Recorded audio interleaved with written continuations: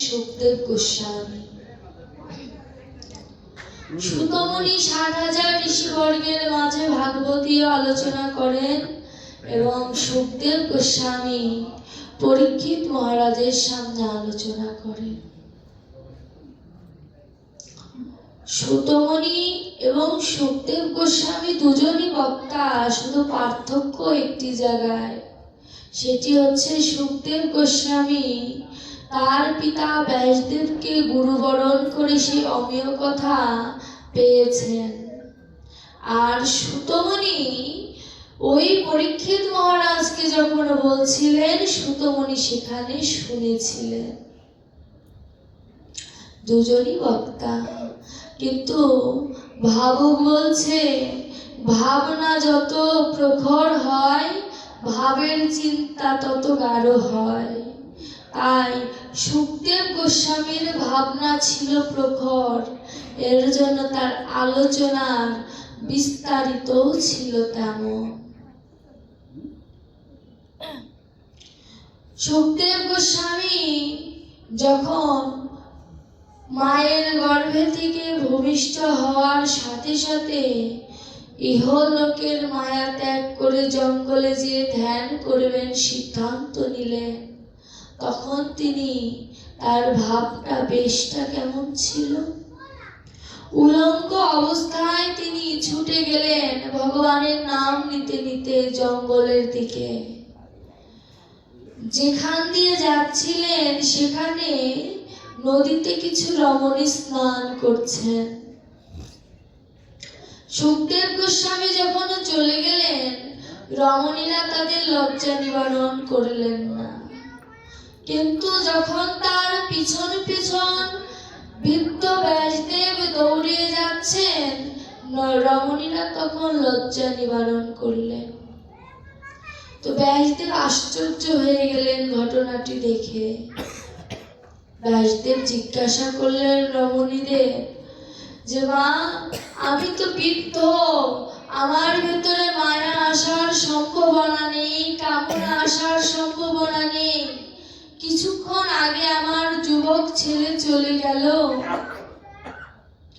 তাকে দেখে তোমরা কেউ লজ্জা পেলে না, আমায় দেখে কেন লজ্জা পেলে?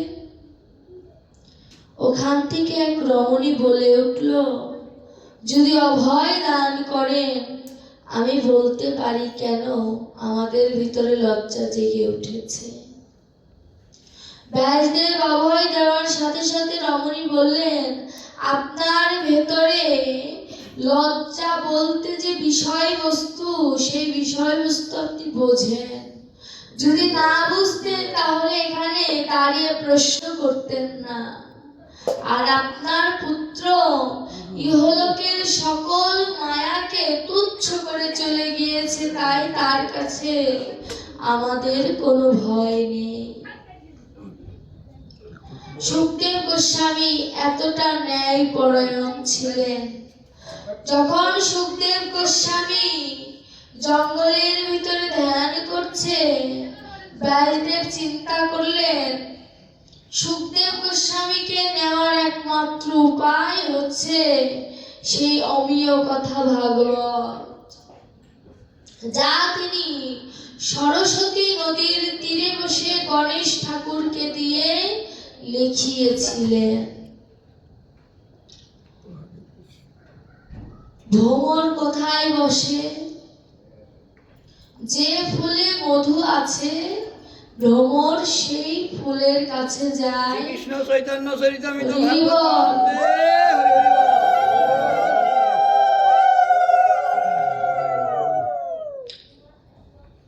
ভ্রমর সেই ফুলের কাছে যায় যেই ফুলে মধু আছে, আর যে ফুলে মধু নাই সেই ফুলে কোনোদিন ভ্রমর বসে না। তো সুখদেব গোস্বামীকে আনার একমাত্র উপায় হচ্ছে মধু। সে কি কেমন মধু? ভাগবতময় মধু।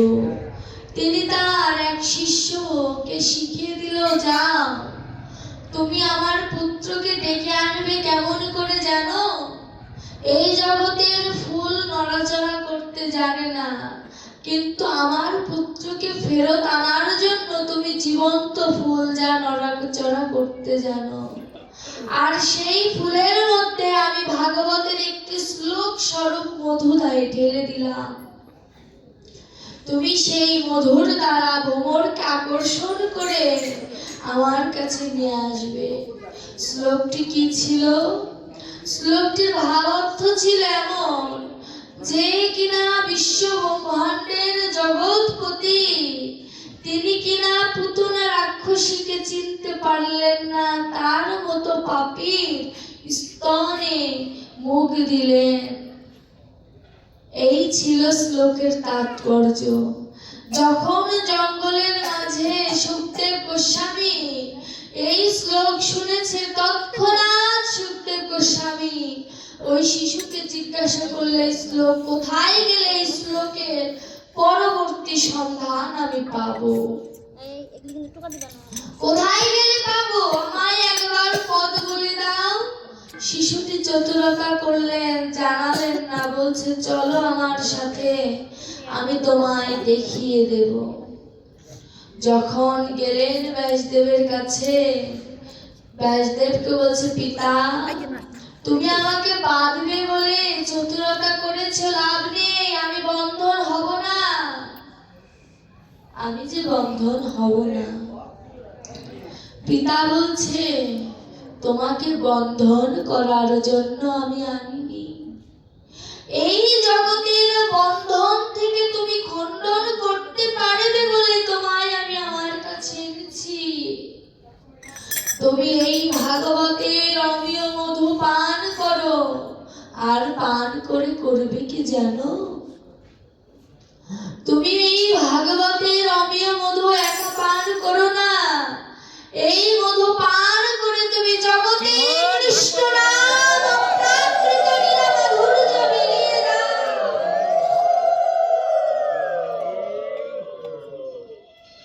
তুমি সেই অপ্রাকৃত, যাকে প্রাকৃতের সাথে মেলানো যায় না, সেই অপ্রাকৃত প্রেম মাধুর্য নীলা সুন্দরের কথা তুমি বিলিয়ে দাও।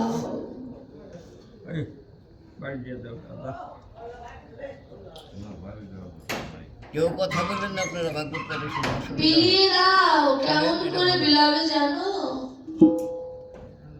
শাস্ত্রে বলছে, মানব দেহ শ্রেষ্ঠ দেহ, যে দেহে গোবিন্দ পাওয়া যায়। তো প্রশ্ন আসতে পারে, এই প্রশ্ন পরীক্ষিত মহারাজও করেছিলেন সুখদেব গোস্বামীকে, যে মানব দেহ যদি শ্রেষ্ঠ জন্ম হয়ে থাকে, শ্রেষ্ঠ দেহ হয়ে থাকে, তাহলে কেন এতবার কৃষ্ণ নাম করা সত্ত্বেও উন্নতি হচ্ছে না? কেন উন্নতি হচ্ছে না? যদি পূর্ব জন্মের সুকৃতির ফলে যদি মানব জন্ম হয়ে থাকে, তবে তো কৃষ্ণ নামে আসক্তি হওয়ার কথা ছিল। কেন কৃষ্ণ নামে আসক্তি নেই? সুখদেব গোস্বামীর সুন্দর একটি কথা ডক্টর মহানামব্রতজি তার প্রবেশিকায় তুলে ধরলেন। কেমন? ঘি তৈরি হয় কি দিয়ে? দুধ দিয়ে, তাই না? দুধ দিয়ে কোনদিন প্রদীপ জ্বালানো যায়? জ্বালানো যায় না। আমার মানব দেহটা ওই দুধের মতো, দুধ দিয়ে প্রদীপ জ্বালানো যায় না, কিন্তু দুধকে প্রক্রিয়াজাতকরণ যদি করি, তা যদি ঘিতে পরিণত করি, তবে তা প্রদীপ জ্বালানো সম্ভব। তো সুখদেব গোস্বামী বলছে, এই দেহটা দুধের মতো প্রক্রিয়াজাত করে শুদ্ধ মানব দেহ অর্জন করো। তো শুদ্ধ মানব দেহ অর্জন করব কেমন করে? তুমি তোমার গুরুর নিকটে বসে ওই যে গোপনে তোমাকে কিছু দিয়ে গেল, ওই গোপনের সন্ধান করতে করতে তুমি ওই গোপনের গোবিন্দ পাবে।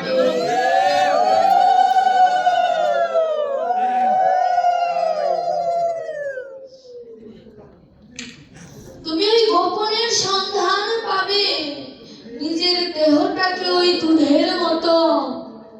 প্রক্রিয়াজাত করো।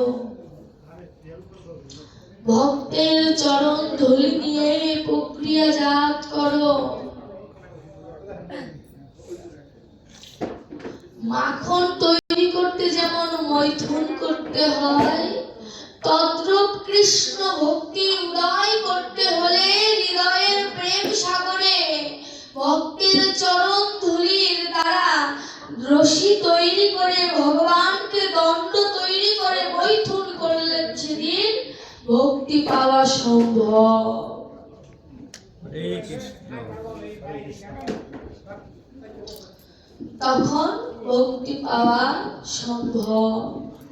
যদি বলি যে আমিও মানুষ, গুরুও মানুষ, গুরুর কাছে কেন যেতে হবে? গৌর হরি বলছে তুমি যা গুরু তা ভেবো না তা। তাহলে আমিও যা গুরু তাই, এই চিন্তা ভেতরে আনা যাবে না। যদি বলি প্রমাণ কি যে গুরুর নিকট গেলে যে আমি বিশ্ব ব্রহ্মাণ্ড জয় করতে পারবো, তার প্রমাণ কি? চৈতন্য চরিতামৃতিতে তার প্রমাণ দিলেন। কেমন প্রমাণ? নবদ্বীপের এক গুরুদেব, তিনি তার সকল শিষ্যদের বললেন যে তিনি সব কিছু ত্যাগ করে চলে যাবেন। কেন? তিনি বুঝতে পেরেছেন তার ভেতরে অসুখ বেঁধেছে। গঙ্গা চলে যাবে, গঙ্গায় চলে যাবেন, তিনি বুঝতে পেরেছেন তিনি আর বেশি দিন বাঁচবে না। তো সকল শিষ্যকে ত্যাগ করেছে। একজন শিষ্য বলছে, বাবা তোমার এই জগতে অনেক শিষ্য আছে, কিন্তু আমার তুমি একমাত্র ধন। তুমি সবাইকে ত্যাগ দিয়েছো, আমাকে ত্যাগ দিও না। গুরুদেব ওই শিষ্যকে আর ফেলতে পারলেন না। ওই শিষ্যকে নিয়ে তিনি গঙ্গায় চলে গেলেন। গঙ্গার ওখানে যেয়ে একটি কুঠির নির্মাণ করে সেই কুঠিরের মাঝে গুরুদেবের সেবা যত্ন করে। কেমন করে সেবা যত্ন করে? গুরুদেব অসুস্থ হওয়ায় গুরুদেব বিছানা থেকে উঠতে পারে না। নিজেই গুরুদেবের সকল কর্ম একা হাতে সামলায় আর ভগবানকে বলে, ভগবান আমায় তুলে নাও, তবু যেন আমার গুরুদেব ভালো থাকে। কারণ আমার মতো পাপী মরে গেলে কিচ্ছু হবে না, কিন্তু আমার গুরুদেবের মতো যদি ভক্ত এই পৃথিবীতে থাকে, শত সহস্র ভক্ত সৃষ্টি করতে পারবে।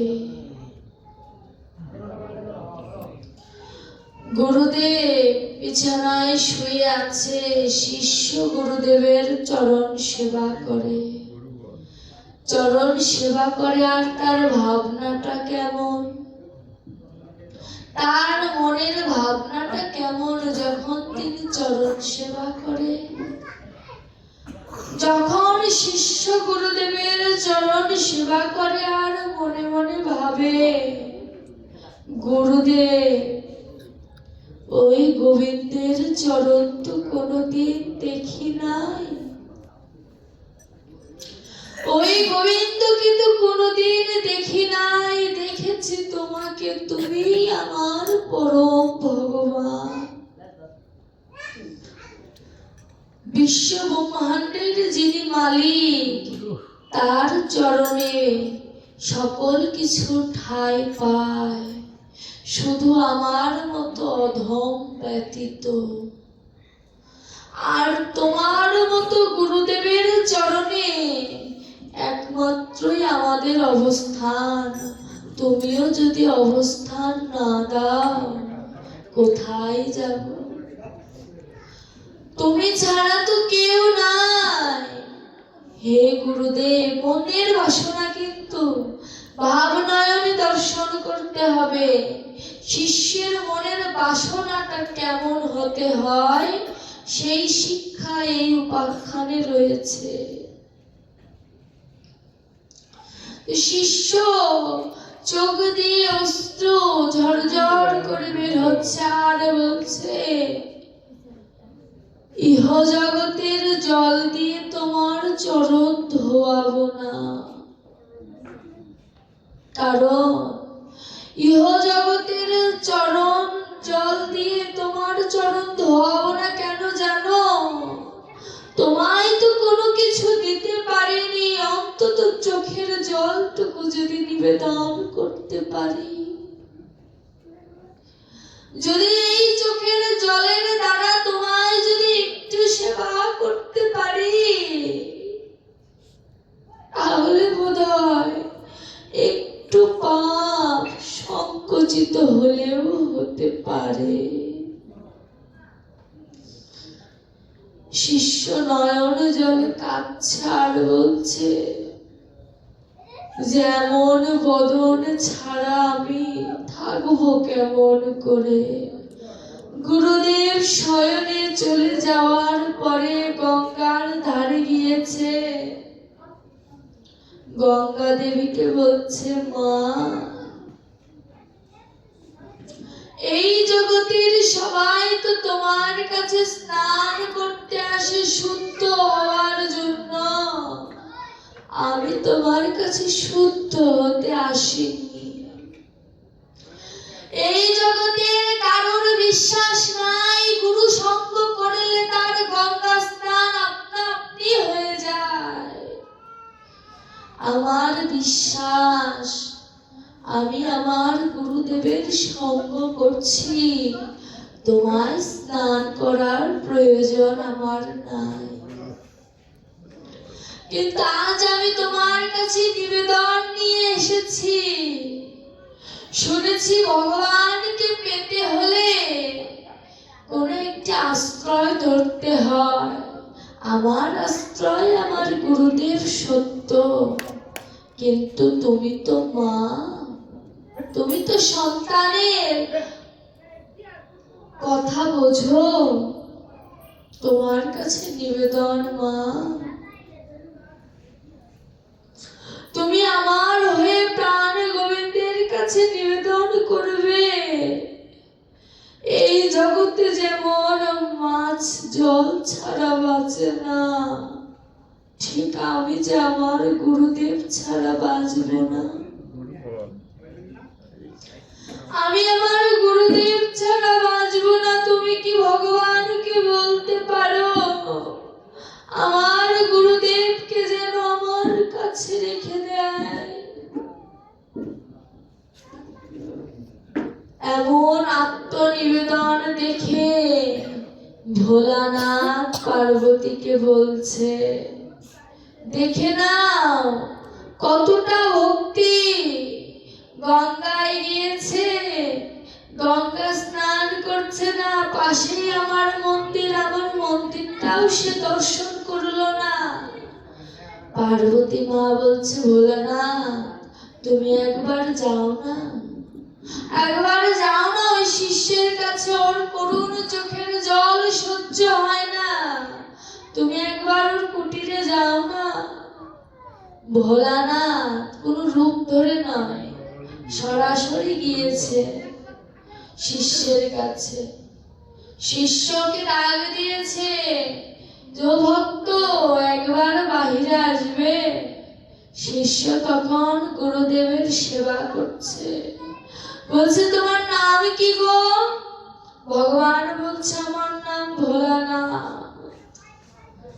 শিষ্য বলছে, ভোলানাথ অপরাধ মার্জনীয়, একটু দাঁড়াও, আমি একটু সেবা করছি, আমার সেবা শেষ হবে, তারপরে আমি তোমার কাছে যাব, এর আগে তো যেতে পারবো না।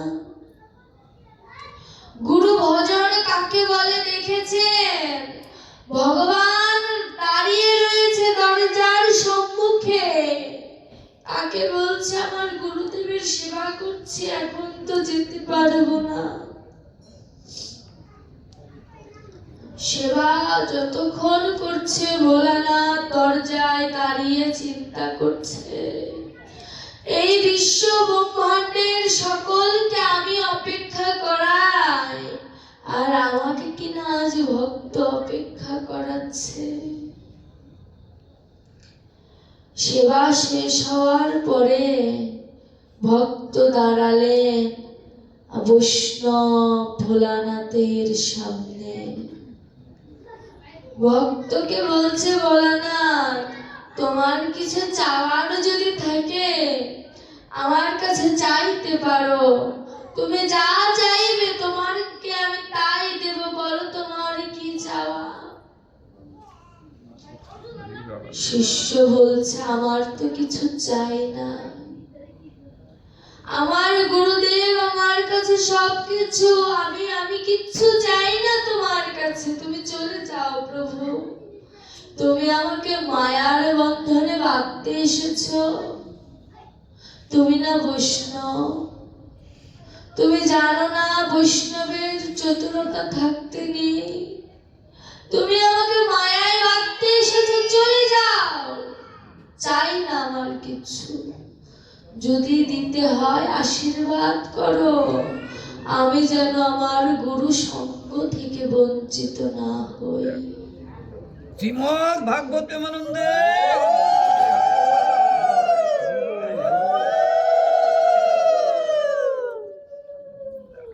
দেখুন, ভোলানাথ চলে গেলেন। এক গুরু ভজন করাতে ভোলানাথ চলে এসেছে, ভোলানাথও চলে গেলেন। এবার এসেছে মহাবিষ্ণু নারায়ণ এসেছে, চতুর্ভুজ নারায়ণ ভক্তের দুয়ারে দাঁড়িয়ে ভক্তকে ডাকছে। ভক্ত আবার বললেন, দাঁড়াও, গুরু সেবা করে আসছি।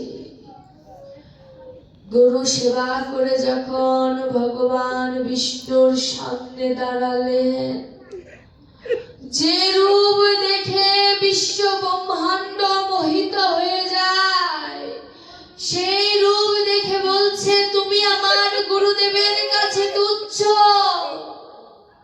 আমার গুরুদেবের রূপের সাথে কারোর রূপের তুলনা চলে না। দেখুন, ভক্ত কাকে বলে, শিষ্য কাকে বলে। ভগবান বিষ্ণু অবাক হয়ে ভক্তের দিকে তাকিয়ে আছে, তাই চিন্তা করছে, যে রূপ দেখে ওই যে জগৎবন্ধু সুন্দরের পদ আছে না, যোগী যোগ ভুলে মনির ধ্যান টলে, যার রূপ দেখে বিশ্ব ব্রহ্মাণ্ড চলে যায়, তাকে বলছে, তোমার রূপ আমার গুরুদেবের কাছে তুচ্ছ, তোমার রূপ আমার গুরুদেবের কাছে কিছুই নয়। ভগবান বলছে, সাধুবাদ জানাই তোমাকে, এমন ভজন না হলে কি আর ভোলানাথ আসে, এমন ভজন না হলে কি আর আমি তোমার কাছে আসি, কি চাই তোমার। ভগবান বিষ্ণুকে বলছে, তোমার কাছে তো আমার কিছু চাওয়ার নেই, তুমি কৃপা করে আমাকে এই মানব জন্ম দিয়েছো, কৃপা করে আমায় গুরুদেব দিয়েছো, আর তো কিছু চাই না তোমার কাছে আমি। চাইলেও দিও না, মোহ মায়ার বশে কত কি চাইবো, তুমি আমায় চাইলেও দিও না, যদি আমায় আশীর্বাদ করতে হয় এমন আশীর্বাদ করো, যেন আমি গুরু গোবিন্দ ভক্তের চরণে যেন সদা হৃদয়ে মন সমর্পণ করতে পারি।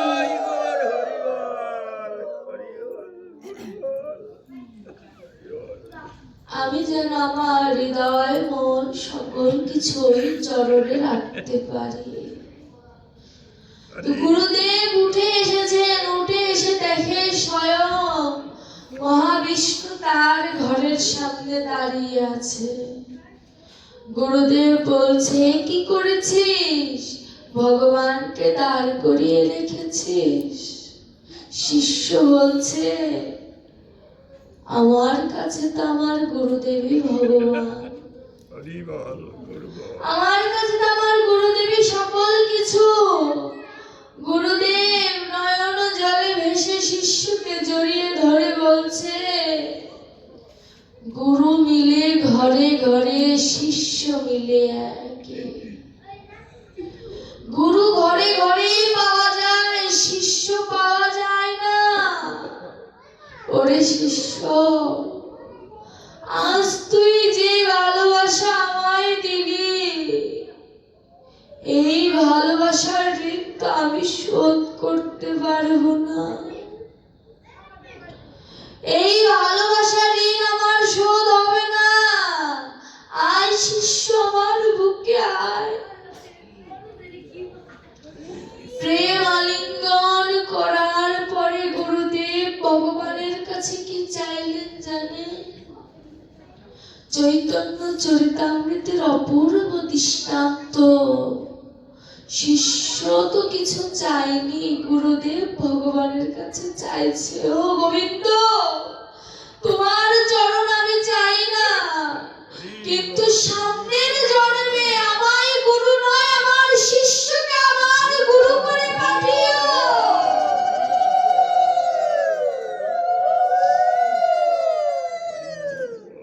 আমার শিষ্যকে আমার গুরু করে পাঠিও, যার ভেতরে এত ভালোবাসা, ও যদি আমার গুরুদেব হয়ে জন্ম নেয়, আমার মতো অধমের উদ্ধার হয়ে যাবে। আমরা সবাই ভাবি গুরু আমাদের পার করবে, শাস্ত্র বলছে শিষ্যর কারণে গুরুদেব পার হয়ে যায়। আবার ভাবুক বলছে, লোভী গুরু কামি চেলা, দুইজন মিলে নরকে গেলা। লোভ থাকে যদি গুরুদেবের মধ্যে, আর কামনা বাসনা যদি শিষ্যর মধ্যে থাকে, দুজন মিলেই নরকে যাবে। আবার যদি গুরু গুরুর মতো হয়, বা শিষ্য যদি শিষ্যর মতো হয়, নিজের পুণ্য দ্বারা গুরুদেবকে বা গুরুদেব শিষ্যকে বৈকুণ্ঠ ধামে নিয়ে যেতে পারে।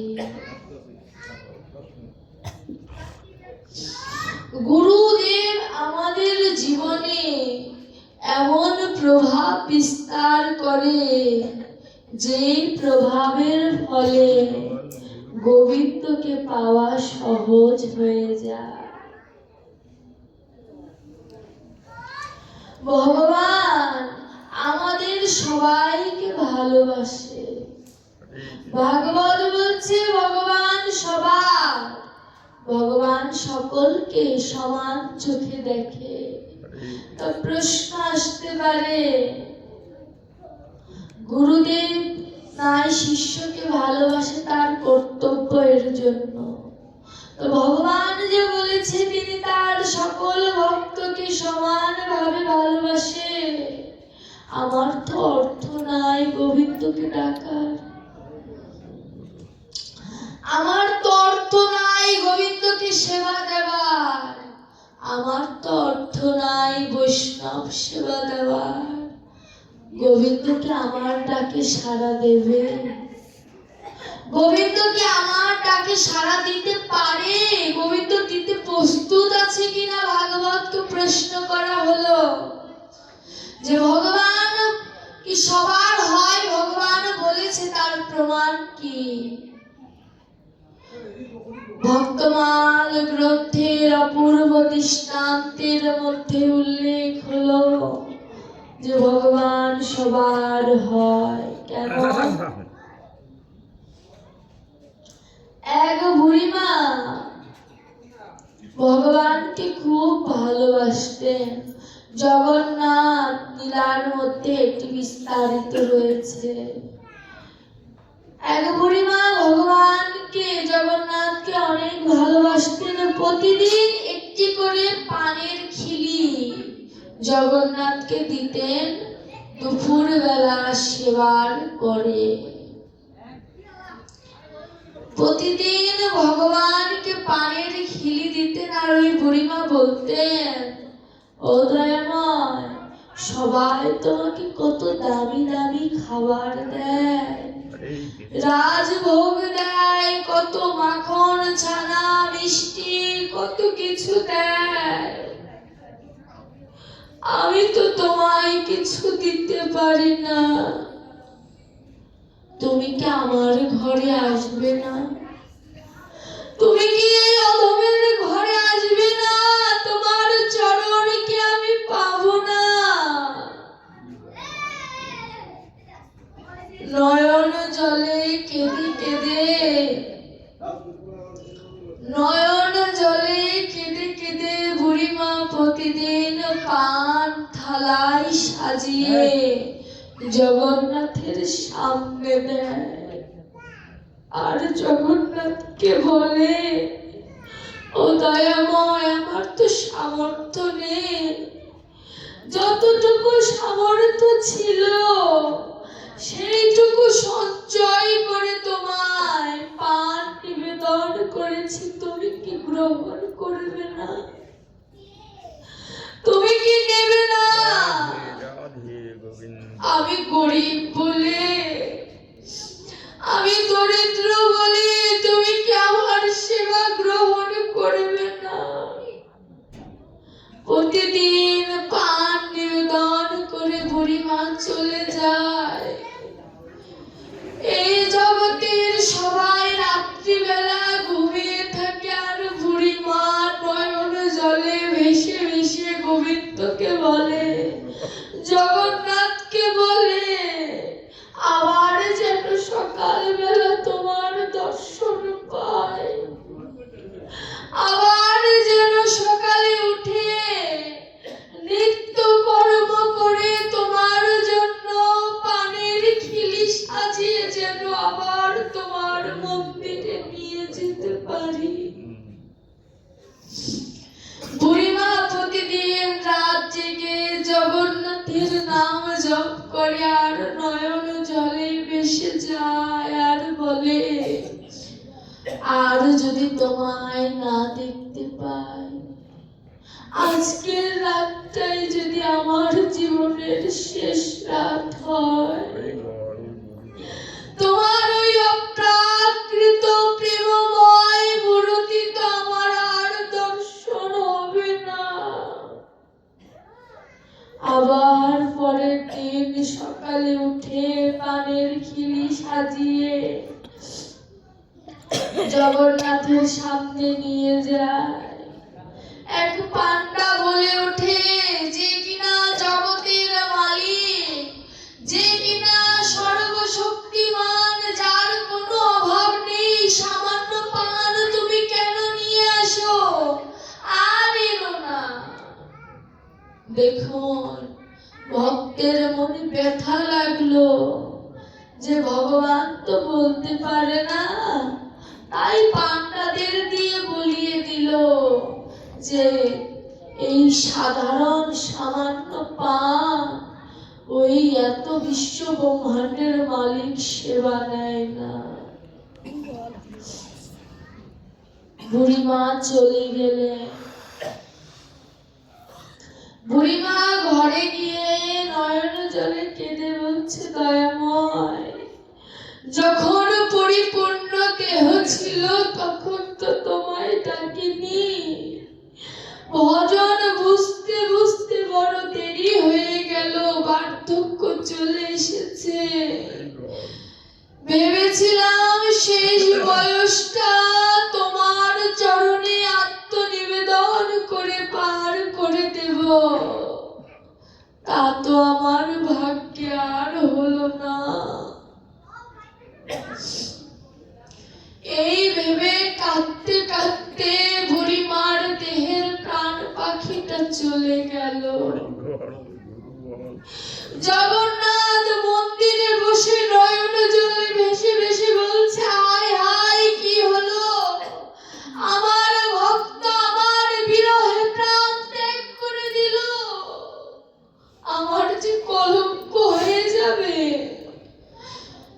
জগন্নাথ বালকের রূপ ধরে সকালবেলা বুড়িমার ঘরে গিয়ে বুড়িমার সেই মৃতদেহটা সামনে রেখে জগন্নাথ, সুভদ্রা, বলরাম তিনজনে কেঁদে কেঁদে বলছে, ও বুড়িমা, চোখ খুলে দেখো না, তোমার জগন্নাথ আজ তোমার গৃহে এসেছে। একবার চোখ খুলে দেখো,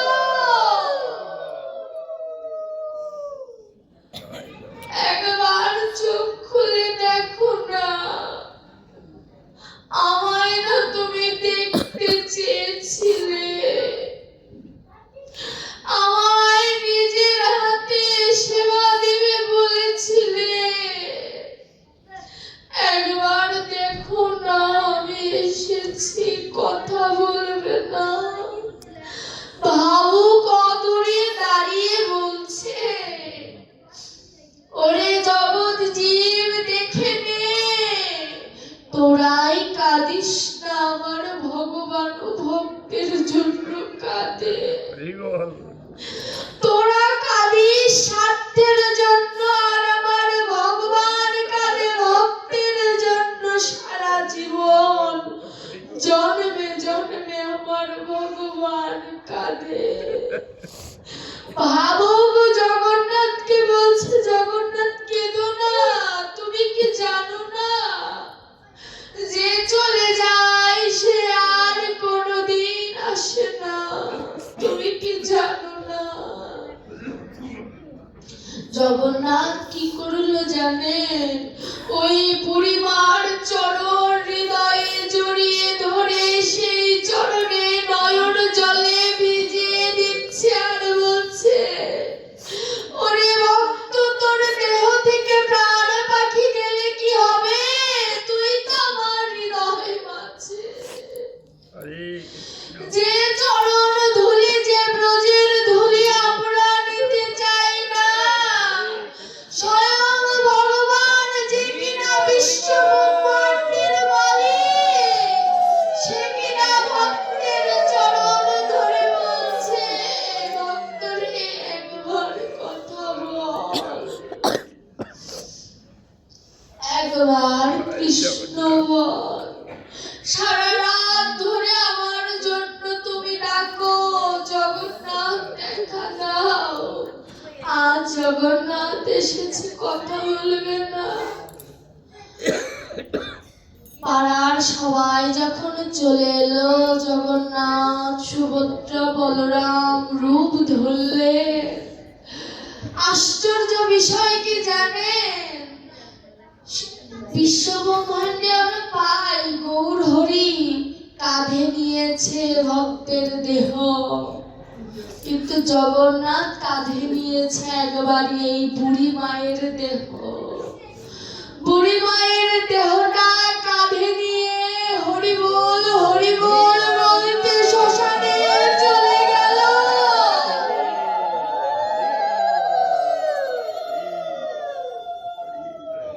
শ্মশানে চলে যেয়ে মুখাগ্নি করতে হবে। মুখাগ্নি করবে। জগন্নাথ পরিচয় দিয়েছে তার আত্মীয় হয়, আত্মীয়ই তো হয়। ভগবানের থেকে বড় আত্মীয় কি আর কারোর আছে? জগন্নাথকে বলছে, তুমি মুখাগ্নি করো। জগন্নাথের চোখে জল কেন জানে? যে মুখ দিয়ে সর্বদা জগন্নাথের নাম বলেছে, সেই মুখাগ্নি করবে কেমন করে? যে মুখে সর্বদা সুভদ্রা, বলরামের নাম করেছে, সেই মুখে আগুন দেবে কেমন করে? জগন্নাথ কেঁদে আকুল। আজও জগন্নাথের সেবার পরে পানির খিলি দেওয়া হয়, ভগবানের সেবা সম্পূর্ণ হয় না। আর যেদিন জগন্নাথকে পানির খিলি দেয় না, আমার জগন্নাথ ওই মন্দিরের পুরোহিত আজ আমি সেবায় তৃপ্তি পেলাম না। হরে কৃষ্ণ। যেমন রাধারানী বলেছিল না, পদকর্তারা লিখেছে না যে রাধারানী যখন বিরহে কাতর হয়ে গেলেন, ললিতা সখীকে বলেছিল, ললিতা রে, কাতর বিরহের পর যে ললিতা রে